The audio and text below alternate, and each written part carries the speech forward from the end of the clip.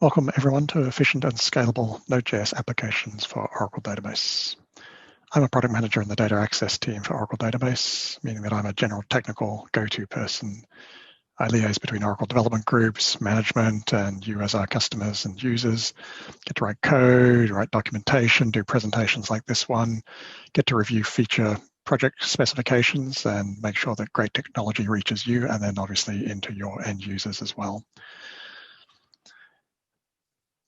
So today I'm going to speak about Node.js, but just to give you a picture, my wider group looks after all of the data access APIs into Oracle Database, where I focus on the C-based applications.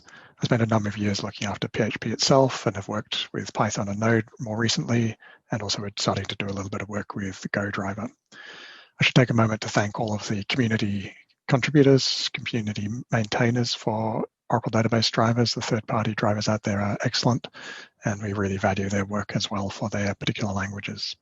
One quick slide on what Node.js is for those people who don't know. It's a middle-tier JavaScript runtime.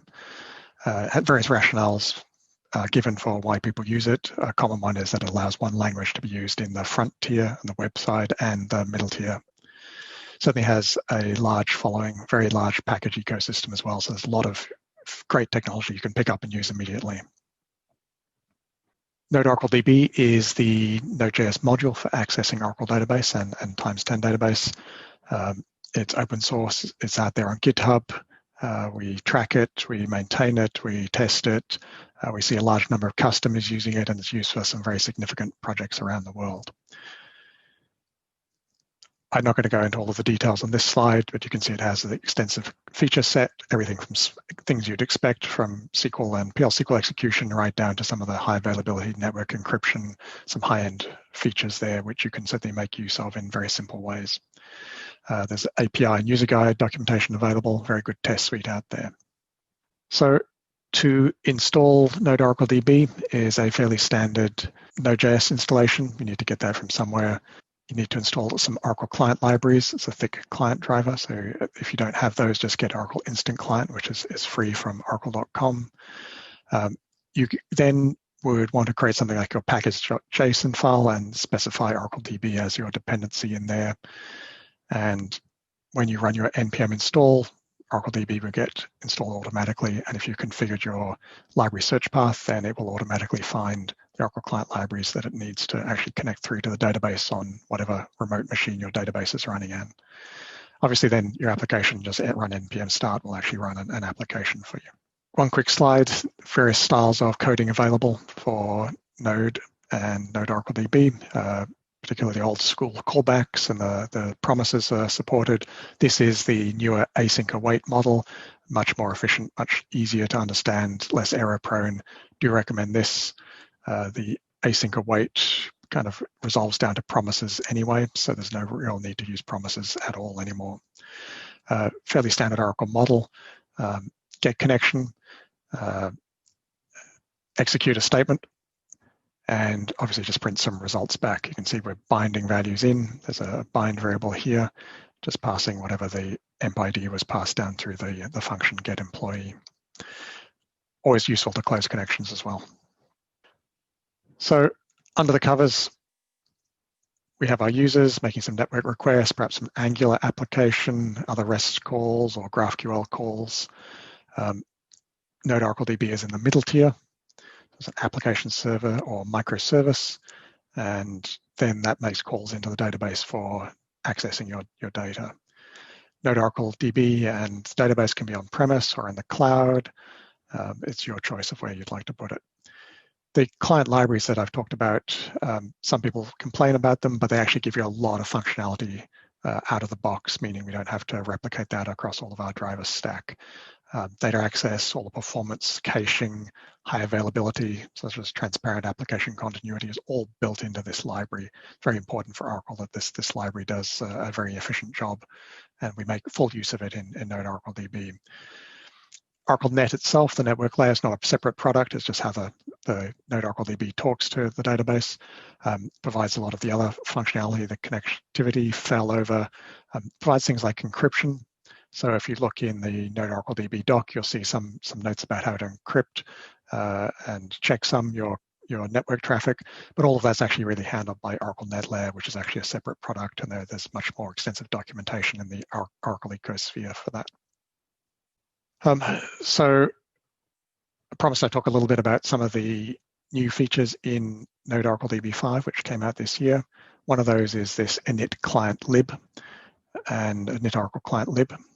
And you can pass in a libdir attribute as that option block, and that can specify the location of those Oracle client libraries which you downloaded. This works on Windows and Mac OS. It doesn't work on Linux. You still need to set your library system search path, such as ldconfig or ld library path, before you start your Node application. But for everybody else, this is a really convenient way. It means you don't need to do any separate steps. You don't need to try and configure path on Windows and work out what's going on. If you have multiple versions installed of the Oracle client libraries, you can more explicitly specify which one you want each application to use.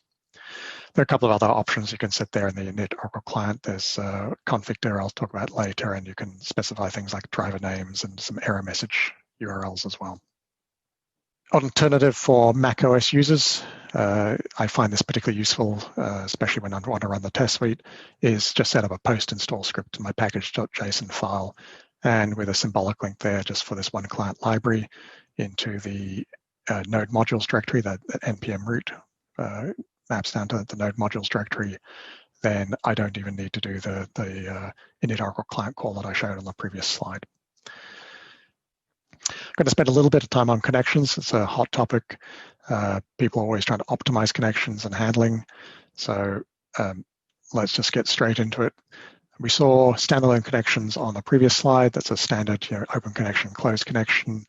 That's expensive in the Oracle sense. You have to create a server process. This little green thing, you've got to create a server process in the database tier. Your network listener has to wake up. You've got to allocate some session memory. So in general, you want to create a connection pool in Node.js itself. And then these connections remain open for the lifetime of the application. And they're just available. They may be sitting there idle if there's nobody actually using your application. Otherwise, they're in use and able to do work for you. Almost every application will be using a connection pool. Again, it's very important to close connections, particularly with pools, because you want those connections to be available in the pool for some other user of your application to access them. And at the very end of your application, you would terminate the pool. You have a grace time period here. I've just set it to 0, which means terminate immediately. Otherwise, if you're doing some sort of graceful planned maintenance, you could perhaps specify a positive value there and give the user some time to complete work without allowing new people to connect to the application. So let's look at the dynamics of a connection pool. This pool has 4 connections open to the database, 3 users are active, and the 4th connection is yellow, is the idle connection.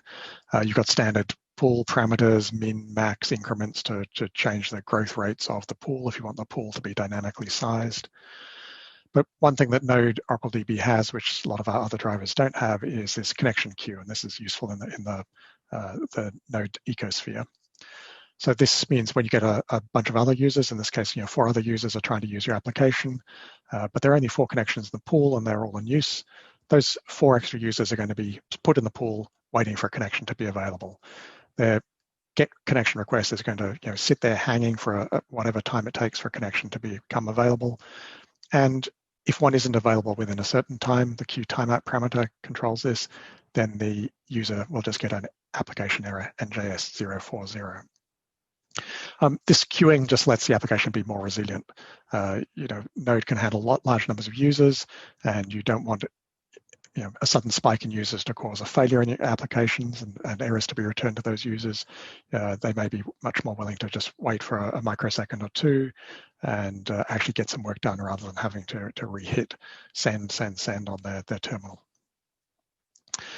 There's a pool statistics function that you can call, and it will show you things like how many people have been put in the queue and how long they've waited and how many connections are actually open in the pool. And so you can use this to actually work out the best sizes for your pools to make sure it's not oversized or undersized. One thing which is new in Node-oracledb 5 was this extra queue max parameter. And in earlier versions, that queue could just grow infinitely, and it was just bounded by the time limit there, like the queue timeout. Now we can actually specify an upper size for this queue, and this will just stop some kinds of real connection slams onto your application from waiting for that timeout period. Those users who really exceed that queue max value, just sitting there waiting, if you've got lots and lots of users, they'll get an error back immediately. So they'll get a much better application experience by getting an error instead of waiting for the queue timeout. Queue timeout's 60 seconds by default, and the queue max is 500. You can obviously customize those as you need to. Threads versus connections. This is a very important topic. Let's just take a simple scenario. So you have 10 connections in the pool max is 10, and you have 10 users actually accessing the app, and they're all using all of those 10 connections. Now, your expectation may be that they're just going to be fine and their responses will come back quickly from the database, and everything will be good. But by default, you may actually see slower throughput. And this is because Node itself has only 4 worker threads by default. And each of those connections is going to hold and lock one of those worker threads. So you may see deadlocks if people are trying to do work and other people have locked tables. So you really need to increase the thread pool size to match the expected number of connections in the applications. If you're using a pool, that's pretty obvious. If you're using multiple pools, you have to factor in the sum of the sizes. And if you're using standalone connections, then also take those into account as well. You may want to make sure the thread pool a little bit bigger as well if there's non-database work going on at the same time. This setting I've shown, the Unix export command there. On non-Windows platforms, you can actually set this at runtime in the code by setting the environment variable in the code. But on Windows, you must set it before Node.js itself starts. Watch out for things like promise.all, because that will try and fire off a large numbers of requests. And if they're all trying to access connections and the pool is all in use, then you're going to start seeing problems. It's much better to handle those requests one at a time sequentially in the application, or knowingly handle them with the upper limit of the pool size that bound the number of connections that you can make available to do work.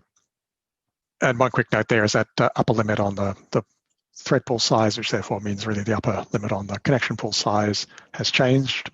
But even so, you probably don't want to reach this for any particular application. 100 connections would be quite large for a connection pool in a process. In my mind, your mileage may vary, but obviously bigger connection pools require more overhead, and you may find that having a smaller connection pool is much better, much more efficient. And of course, run those log stats to make sure you're not oversizing it. So speaking about efficiency, our real-world performance tuning team actually prefer to see fixed pool sizes. They do not like seeing dynamic pools, because dynamic pools tend to cause extra stress on the database just when the database is already under stress when people are trying to start doing work. So their best practice recommendation is to use a fixed pool size. And then you've got other options as well at the Oracle network layer. You can rate limit the number of connections which are tried to establish at a time, so you don't flood the database. If you need to have dynamic pools because you're trying to allocate resources between applications which have different load behaviors, certainly they're a tool to be used there. So everybody wants scalable connections, but network dropouts can happen at any stage, or the database resource manager may kick in and kill a session in the database. This has the side effect that in Node-oracledb won't know about those. It's actually a scalability feature that the connection pool, those yellow dots there, by default aren't sending packets backwards and forwards across the database to check that things are okay. Yes, we do have options to do that, but by default, it doesn't happen. So what you find is that the get connection actually works because the yellow dot appears to be okay. The memory that Node thinks is the connection is okay, and it dispenses that back to your application. But when you try and use that, then you're going to get errors. And that's kind of annoying to people. It does mean you need to go through and have proper error handling and retry code and retry work if you want to do it that way, or return the error to the user. But it's much better perhaps to avoid that situation. And there are a couple of simple things that you can do. One is to make sure you use a recent Oracle client library, 12.2 or later. These always do that socket check for connection availability, which would cater for the first case that we have up there where the network's dropped out. And there's also a tunable ping interval where we can send a heavyweight ping across to the database backwards and forwards, or forwards and backwards if you want to call it that way, to check whether the connection really is usable.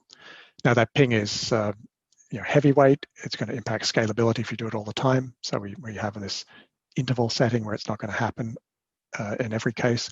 But if by default nobody's used that yellow dot connection for 60 seconds, not quite sure if it's still there, then Node-oracledb will do this ping across to the database to check. And if a connection is not usable in either of these scenarios, they'll be dropped out of the pool and new ones created, which presumably will be usable. So there are other things you can do. I sometimes call this simple high availability. You can configure things like TCP timeouts so that your applications don't hang if there's a network hang there. You can configure options in your Oracle network configuration files like this connect timeouts and receive timeouts to make sure you get some kind of bounded time on what's happening if there is a network problem. You really do want to avoid things like firewall timeouts and DBAs killing idle sessions, because your application is there to do work and you want those pool of connections to be highly available and ready to do work as soon as people hit their commit buttons. Firewall timeouts, common issue. If you have Oracle 19c syntax, you can see there in the middle that I've got this connect timeout option. So this is new with 19c, and this is equivalent to some of these other SQLnet.org options you would have had to configure in an external configuration file with earlier versions. Expire time. This is a great feature if you do have a firewall which tries to kill things. This will send a keep alive packet across the network, in this case every 3 minutes or so, to make sure that network doesn't get dropped. Obviously, again, there's more packets across the network. Don't overuse it.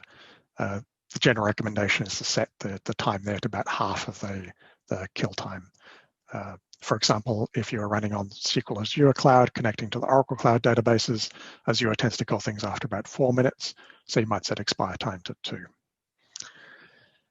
Another way to bound connections is to use this call timeout functionality. So you can set a time there before you execute any statements, and that's set in the Node-oracledb and the Node.js application, and that will then give you an error back if the execution took longer than a certain amount of time. And we have higher end, I call them higher end capabilities like the fast application notification fan or application continuity, which also makes sure your work is replayable and connections are highly usable. This session, I'm not going to delve into those in this 45 minutes. So a little side trip tip, it's going to come up again and again, is that you really want to reduce those round trips to the database from your application. This is the general tuning goal. You don't want to over-connect because connection takes a lot of round trips to establish a connection. You don't want to send data backwards and forwards if you don't need to. Don't select columns that you don't need to. Don't select rows that you don't need to. And if you can bundle things into single PL SQL blocks and send those across as a single block instead of multiple SQL statements, do that. That's going to be great for the scalability. So everybody tends to set some kind of connection state whenever they get a connection. In this case, this is an alter session. It might be setting a date format, something like that. This is a very common scenario. So connections in the pool will retain the state. So once you set the state and then you do your close on the connection and that puts it back into the pool for somebody else to reuse, then that connection state will stay there. And we'll see why that's important in a minute. But doing this alter session every time you do a get connection is yet another round trip. So it's something really to avoid if you can help it. So instead of doing that, use a connection callback function with a connection pool. So connection pools, when you create them, you can specify a callback. So here's my init session function, which I've defined below, and ignoring the requested tag, which is for an advanced use case, it gets past the connection and then can set whatever state that you want on that connection. And that means that every time you do a get connection request, then when that returns to you, this function will have been called behind the scenes and the state will have been set. So you can guarantee at this stage that your connection actually has that correct time zone setting. Now, just to put that in perspective, let's pretend we have a microservice which does 1,000 requests, so it gets called 1,000 times. Pool is just the default size of pool. The service gets called 1,000 times. You're going to get 1,000 GET connections. Obviously, one request is going to need a connection. If you have to do that all a session each time, obviously that's a huge number. But with the session callback, you only need to do it once per connection in the pool, because those connections are going to retain state in the pool for the next user who wants to use them. Yes, the pools may shrink and grow, so in the real world you might see a few more alter session calls, but this is the theoretical minimum, and it's not going to be far off the truth, and it's a long way from doing it manually. And then obviously, just presume that the application does a one select call each invocation. That's going to be 1,000, and you've halved the number of SQL calls which have been made to the database just by using the callback function to set that session state and reduce the load significantly. So I'm going to take a little sidestep. You all know about Oracle Autonomous Databases. We have the three there. You can see in the fine print, ADW, the data warehouse, the new one, Autonomous JSON Database, and our Autonomous Transaction Processing Database. You can get free accounts if you don't already have one from this conference, and then you can come in and create yourself a database, and there's plenty of resources about how to do that around. But I wanted to show that the bit which is important for Node-oracledb, which is actually how do you connect. When you log into your cloud console, and here I have a Autonomous JSON database, you can see that in the red circle, you can go to that database and click the DB connection link. This will give you another pop-up and let you download a wallet. And that wallet will be a file like at the bottom, wallet cjjson.zip. That will just get downloaded to your machine. It will prompt you for a password. In fact, for Node.js and non-Java applications, that password's not relevant and not used, so it's not particularly important. But what we do is we extract from that zip 3 of the files. The other files will be used for other worlds like the Java world. We extract those 3 files, the cwallet, SSO, SQLnet.aura, and tnsnames.aura. So that SSO file is the thing which gives us this mutual TLS, which is really enforces the security across the network. The SQLnet.aura and tnsnames.aura we could theoretically dispense with, but they're useful to look at because they have all the useful information about the host names and service names. So we move them, and this is the easy way, you just move them to your network admin directory where your Oracle libraries are. In this case, it's Instant Client. And in that case, all I need to do is connect, if you look at the very bottom, to the application using the connect string in the database, in the tnsnames.aura. There are several there, depending on what kinds of quality of service you want. I've chosen the high service. This wallet, by the way, doesn't have a username or password. Some Oracle wallets can have them, but these cloud wallets are just used for that mutual TLS. So you still need a database username and password to be created for the database. And by default, there's an admin user. When you actually create the cloud database, there'll be an admin user. So my username might be admin there with the username if I wanted to do it that way, or I could create a non-privileged user as I've done here and connect as that user. That's fine for many people, but some people don't have access to the network admin file. They have lockdown machines. So you can actually move those 3 files to any arbitrary directory, as I'm showing here, the wherever Oracle. But the key thing here is you have to then go and edit that SQLnet.aura file and actually set the directory location. This is a slightly confusing example in some senses because the wallet doesn't have to be in the same place. That SSO file doesn't have to be in the same place as the SQLnet.aura file. So that directory path could be somewhere totally different. But in my case, I've moved all the files into the same directory. And in this case, then I have to set the environment variable for the Oracle client libraries to know where to find those configuration files. And then the connection is just the same. So yes, effectively a couple of extra steps. It's not particularly a big deal, and you get that fantastic mutual TLS security across the network. So that's it that I wanted to do on connection. It's taken some time to get here already, but connection certainly is a big topic, and making efficient use of connections is something which we do get asked about quite a lot. Since this talk was listed as speaking about high availability and performance, I've got just a couple of slides on getting data in and out. We have methods for getting data out as sets of rows. If you need to get very, very large batches of rows, then we would recommend using a result set. So if you can't hold all of the records in memory at once, you can stream them out in batches. Or even you can use a query stream to actually get an event-driven notification when data is available. So for all of these, and this is where I wanted to show something new in Node-oracledb 5, we have a couple of tuning parameters that you can set. So presume this is a huge table. We don't know how many rows are actually going to be, but we know we're just going to dump it from one place, from the database out to somewhere else. These are starting point suggestions for tuning. 1,000 may or may not be anywhere actually what you need to have, but the key thing here is that I would probably set both the fetch array size and the prefetch rows to 1,000. Now these are internal tuning parameters. They do not affect how rows are returned to the application or when those rows are returned to the application. They're just internally used as buffer sizes to make sure that data is efficiently transferred from the database to the application.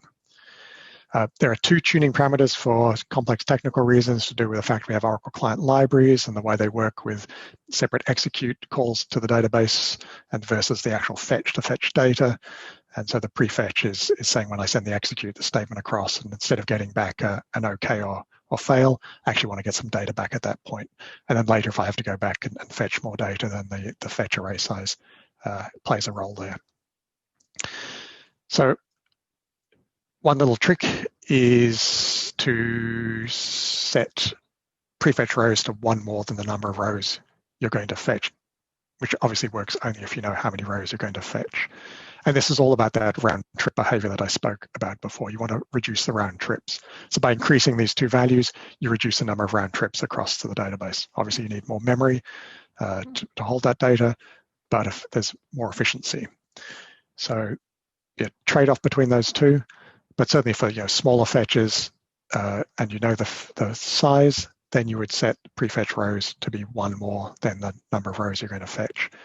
And as you have read there on the slides, that stops the application having to go back to the database to say, well, I wanted 20 rows, you gave me 20 rows, but was there a 21st row out there I don't know about? So it's just to do with the internal mechanisms of how it is coded underneath. And this is just a technique to make sure that this query would only take one round trip to the database to fetch 20 rows. In earlier version, Node-oracledb 4, this would have taken a couple of round trips. And those round trips are scalability affecting because the database listener has to wake up the network listener, and then there are interrupts and more work has to be done. It stops the database handling larger numbers of users. So start your applications by tuning these things, by setting these things, and then tune them. And I recommend tuning them in a production scenario because then that's where you find out how fast your network really is and how fast your client machines really are. Obviously, if you have single row fetches, and I guess this goes for kind of subset of that page size. This is a page size of 1. You could set the fetch array size to 1 to make sure that you don't do more memory or bigger memory allocations throughout the whole Oracle stack than you need to. The default value of prefetch rows is 2, so that works perfectly as our 1 plus 1. So those are 3 new tips for working with Node-oracledb 5 to make sure your applications really are sparkling. Fetching lobs, by default, there's a streaming model, which is great if you're doing video and very large data fetches. But many people are just using lobs as very large strings, a couple of megabyte size, something like that. Recommend certainly using this OracleDB string type to say, hey, when you fetch it, return it to the application as a string and not a object. And similar thing for blobs if you want, and also the global settings as well if you want to set it for the whole application. But this method actually turns out to be a lot faster than using the locator method, which is the default. The proviso is that you're limited to lobs which are about 1 gigabyte, which I think is probably more than you want to hold in memory at a time for a single user. Okay, powering on, so get to some more meat. DML, so DML is data manipulation, so it's inserts, updates, things like that. Single row DML, an insert or an update is very easy. It's the same execute method that we saw before, same binding here using named binding, key and a fruit name.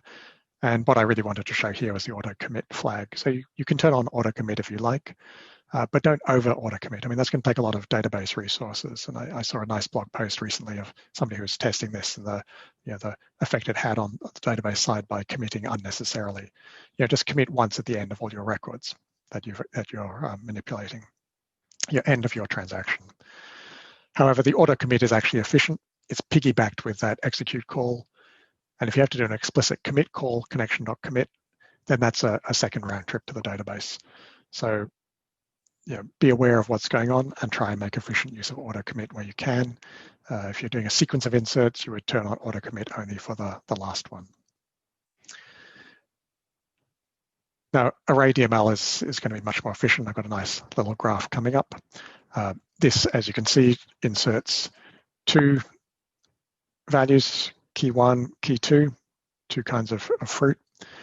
And again, we have a commit mode. And here we've got something called bindefs. You can see we've got a new executeMany. This is different from the execute. It takes the options, and the options here allow a bindef, which is just a description of the data type sizes that we're expecting in the input data. This bindefs is optional, and if you omit it, then the data will be scanned to find sizes, and there could be extra memory allocation. So personally, I would set this to be the size that you're expecting in your data set. What this does is it sends across in one round trip 2 sets of records in this particular example. So instead of calling 2 executes, I've called 1 executeMany. So I've saved a round trip here. And obviously, if you extrapolate this up to for a large data load, it can be very efficient. There are a couple of options here. Batch errors is actually a really useful one. In this case, I deliberately introduced some errors. Null keys, and the key is supposed to be non-null. That's going to give an error. I set this extra batch errors option to be true, run my executeMany, and then what will happen will be that the valid rows will be inserted into the database. But I will get this extra batch errors output in the result block, which can tell me where there were problems in the original data set. And at this stage, then I can take action and I can decide whether I want to fix that data and reinsert it or just don't worry about it. And then I can commit or roll back. And it's important to note that even if I had auto commit on, if there are errors like this in the data, then that data will not be committed. I still have to do an explicit commit if there's a data error.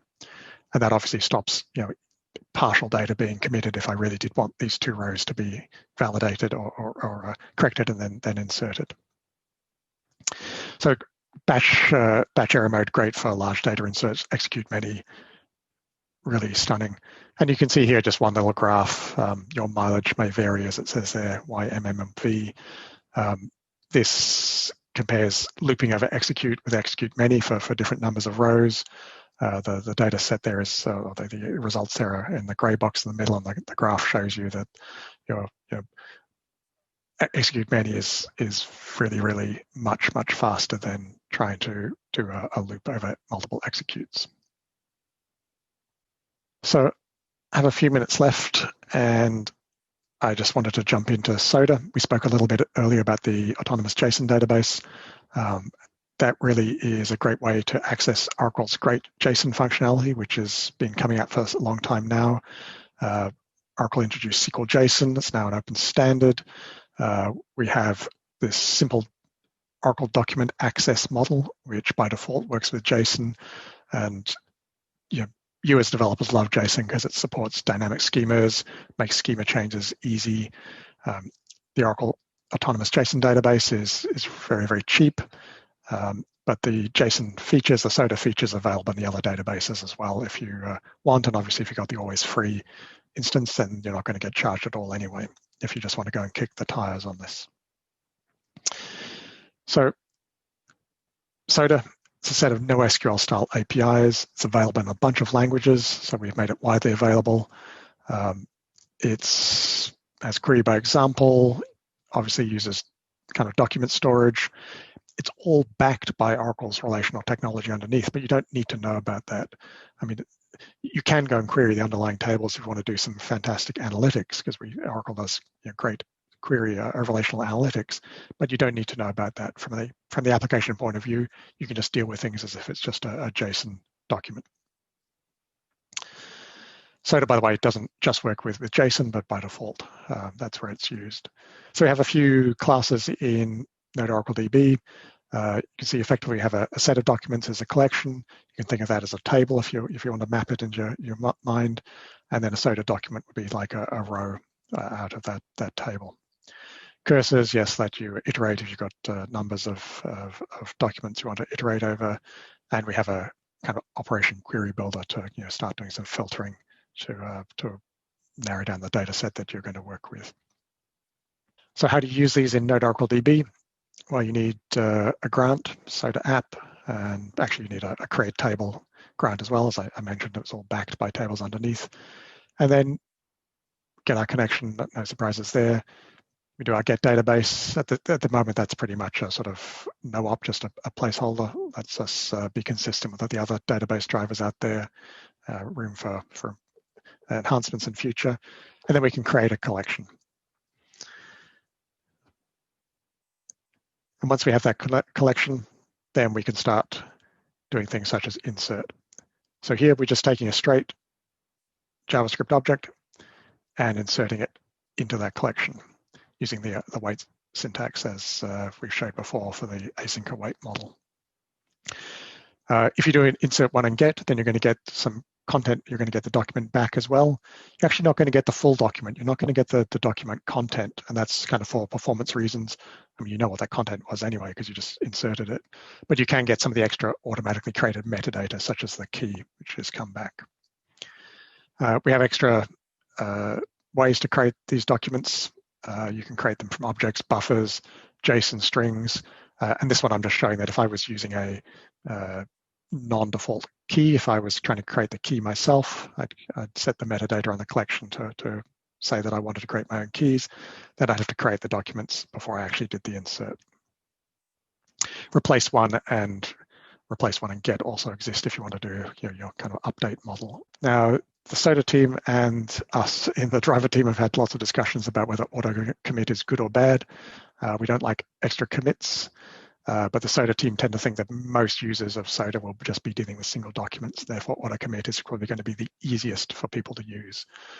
But if you're going to insert lots of documents, avoid auto committing, or start using the executeMany or executeMany and get to pass in arrays of documents, which, as we saw before, Row DML is very efficient. Be aware that the SOTA sort of DDL kind of operations occur in autonomous transactions, not quite the same as the relational model, so you don't get that automatic commit of everything once you do one of those. Just got a couple more slides, and then we'll wrap up. So finding, we have an operation builder. You can see we've chained it together, find.key.getOne. So you've got kind of terminals like getOne, and you've got a bunch of non-terminals in the middle. And here we're taking the key, which I presumably would have been given or remembered from when I inserted the document. And this will give me the document back, which matches that key. I then can physically get the document with a get content, and there's a get content as string and a get content as buffer, depending how I want to deal with that content. You may find that JavaScript object is easiest, and so you just use the get content. But the find works really well with filters. So we get this extensive query language, query by example kind of language. Here I'm just doing where that address.city begins with an S, $like is obviously from the relational world, like a SQL like S%. So I just want to find anything which starts with S. And get documents is another terminal. and lets us get all of the documents matching that. And then the lower code is just a loop over those. So Soda is a really great way to work with JSON. We have a really great JSON story in Oracle Database. And we obviously have the new autonomous JSON database service out there, which you can access and just try and see where it can take you and what kinds of applications you can build using Node-oracledb. And with that, I need to finish for time, and I'll just put up these couple of resources up there. I have some good blog posts up there that you might want to look at. Things like using Node with Docker, and I've got more on how to connect with autonomous database, and I show you some examples of the autonomous JSON database as well, and some recent posts that I put up there. So if you want to explore more from this session, please go and look at my blog. Thank you very much. I've been Christopher Jones from Oracle Database Group.